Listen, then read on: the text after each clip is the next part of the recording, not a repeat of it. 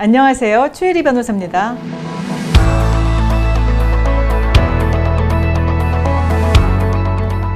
지난 영상에서 위자료와 세금 문제에 관해서 말씀드렸죠? 오늘은 재산분할 문제에 말씀드릴게요. 재산분할은 부부가 혼인 중 서로 협력해서 형성한 공동재산을 나누는 것입니다. 공동재산이면 명의가 누구 것으로 되어 있던 재산분할 대상이 됩니다.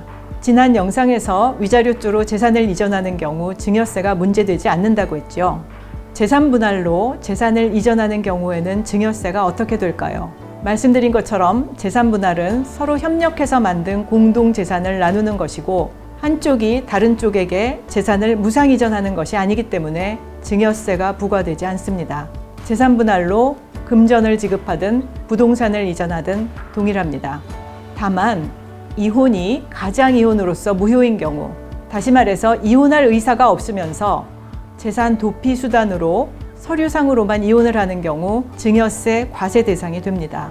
또한 실제 재산분할로 인정되는 정도를 넘어서는 과도한 재산을 상대방 명의로 이전해서 재산분할은 명목에 불과하고 상속세나 증여세 같은 세금을 회피하기 위한 수단이라고 판단되는 경우에는 명목과 상관없이 세금이 부과될 수 있습니다. 그러면 재산분할로 재산을 이전할 때는 양도소득세와 취득세는 어떻게 될까요?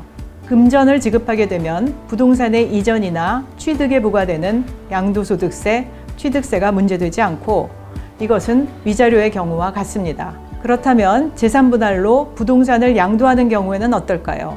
지난 영상에서 위자료조로 부동산을 양도하는 경우 양도소득세가 부과된다고 했죠. 이것과 달리 재산분할로 부동산을 양도하는 경우에는 양도소득세가 부과되지 않습니다. 재산분할은 실질적인 부부 공동 재산을 나누는 것이어서 부동산을 대가를 받고 양도하는 것으로 볼 수 없기 때문입니다. 다만 재산분할을 받은 당사자가 재산분할로 받은 부동산을 나중에 다른 사람에게 양도하는 경우 양도 차익을 산정할 때 취득가액은 최초의 취득 시, 즉 전 배우자가 부동산을 취득하였을 때를 기준으로 합니다. 재산분할을 받은 당사자가 이전받았을 때가 기준이 되는 것이 아닙니다. 재산분할로 부동산을 양도하는 경우 이 점도 염두에 두셔야 합니다. 그리고 부동산을 이전받는 쪽은 취득세를 부담해야 합니다.